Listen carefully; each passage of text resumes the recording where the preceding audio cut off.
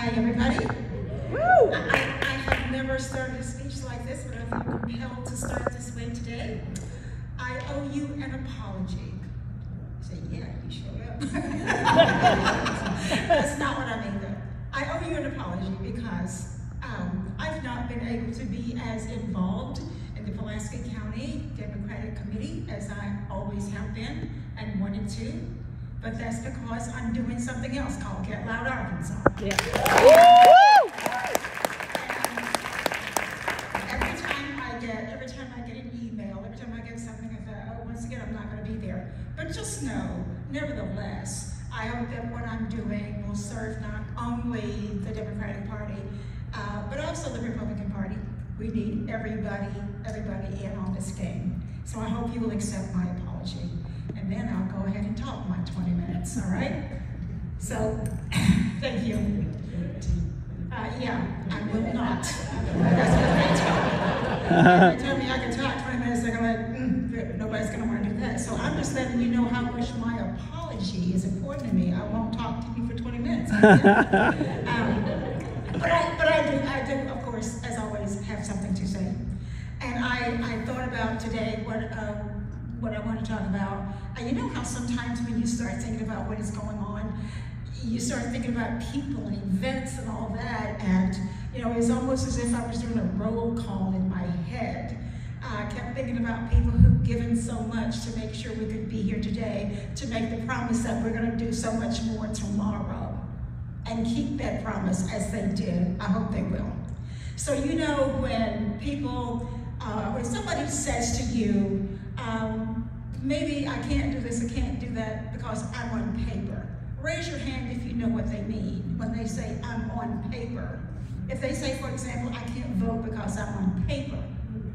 And what that means is somehow they've had some kind of encounter with the law, served some time, and they use that terminology, I'm on paper, because I've not been able to clear up everything I am assigned to do so that I can exercise my rights. Now, they cannot do certain things because they're on paper.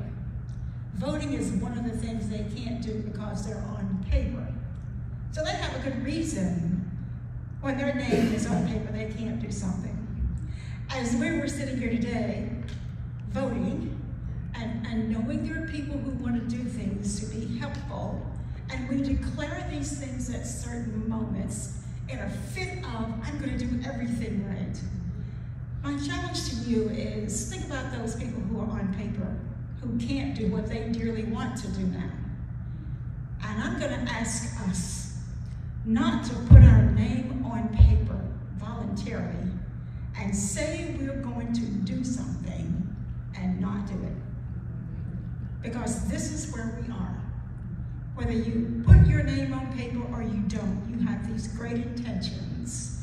But some of the time, we don't get to carrying out those intentions because I was just talking to some friends up here about all the people who are going to come to the convention, you know, with the desire, and that's admirable, to go to the national convention, and it'll be somebody we've never seen before. That's a good thing.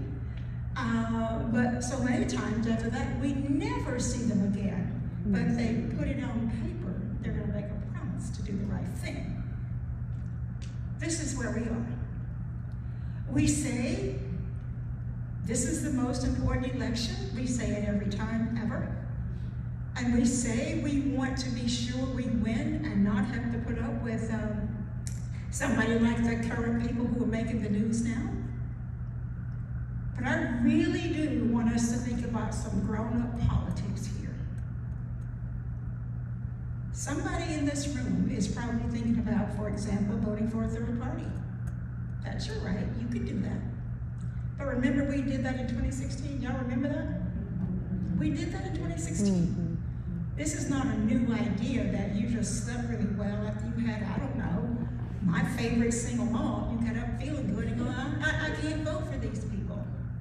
I just can't stand it. If that is what you feel, it is okay to feel that way. But remember, if you're sitting in this room and so many other rooms, you have put it on paper of who you're going to support. You have put it on paper for what you say you believe in. And you have put it on paper that you are not going to be a self-involved person who thinks only about yourself. You really might be okay if we don't do all the things that we need to do to make sure we elect people that we should elect to get what we want out of this election. And that's all the way from the presidency all the way down. And I hope we don't get hung up just about being the presidency, because we have lived this life where, I'll just say, the Republicans thought a few years ago that everybody was going to flock to Arkansas on Super Tuesday just because we decided to change it. We decided to change from May to March. Not happening, is it? They put it on paper, but they didn't think about it. Or their heads were too big to recognize that we are not California, we are not Michigan, we are not whoever.